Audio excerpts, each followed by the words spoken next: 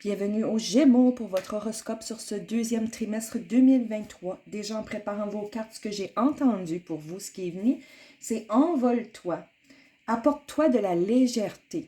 OK? Fait que c'est vraiment ce qui est là au niveau énergie pour vous. On va aller voir avec les cartes aussi l'énergie de cette période-là. Bon, oui, envole-toi, voilà. Bon, on a univers et oser. Ce que j'entends ici pour vous, c'est que cette période-là, ce deuxième trimestre, vous allez être très guidé. OK? Vos guides vont être très, très, très présents avec vous.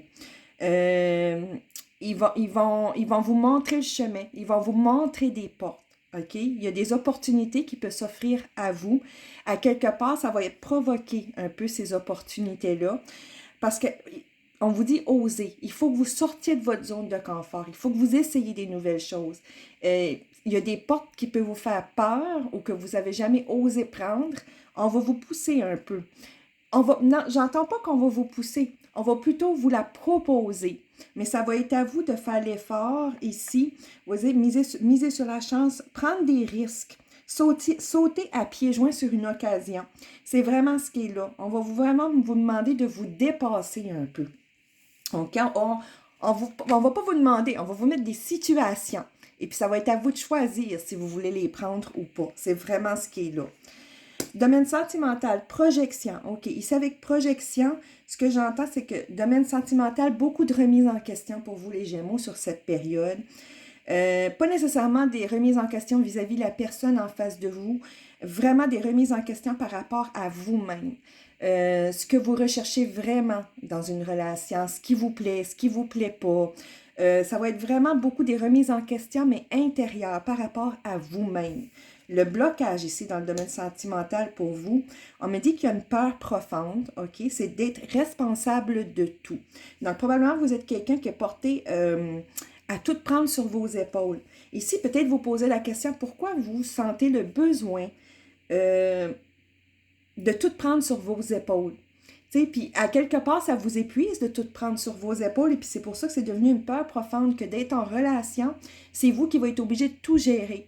Mais à quelque part, si que vous prenez la responsabilité de tout, c'est que derrière, il y a sûrement un peu le contrôle qui est là, puis le contrôle souvent est généré par une autre peur. Donc, c'est peut-être d'aller creuser un peu pourquoi vous sentez le besoin à quelque part, d'aller chercher ce besoin-là. Là. Pourquoi vous êtes obligé de prendre toute la responsabilité? Parce que c'est pas nécessaire. Quand on est deux, responsabilité partagée, voilà. En tout cas, c'est ce qui est là à travailler pour vous, domaine sentimental. Domaine professionnel. Bon, ici, on me dit que vous n'avez pas à vous inquiéter. Domaine professionnel, bon, j'entends ici avec le roi de Pentacle et les amoureux. Dans votre domaine professionnel, en tout cas, vous faites des choix du cœur. Ou le domaine professionnel que vous êtes dedans présentement, c'est un domaine que vous avez fait le choix du cœur. C'est quelque chose qui vous passionne. Donc, évidemment, si vous faites un travail qui vous passionne, ça peut juste bien aller. OK? Domaine professionnel, vous avez le roi de denier, donc il n'y a pas de souci de ce côté-là. Ça continue d'aller bien en autant que ce que vous faites, c'est un choix du cœur, c'est quelque chose qui vous passionne vraiment.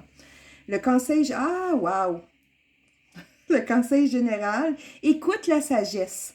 Donc, vous voyez ici, ça revient, vous allez être très guidé pendant cette période-là, OK? Les guides vont, les portes que les guides vont vous amener à quelque part, ça va être pour votre évolution, ça va être pour vous permettre d'évoluer, OK, dans certaines situations. Ici, j'entends faire confiance, vraiment, OK? Faire confiance et puis oser, OK? Écoutez la petite voix, là, laissez pas la petite peur, laissez l'idée, la petite voix, l'idée qui va arriver à vous, prenez-la, osez. La voix de la peur, là, tassez-la en arrière et puis c'est ça, avancez. Donc voilà.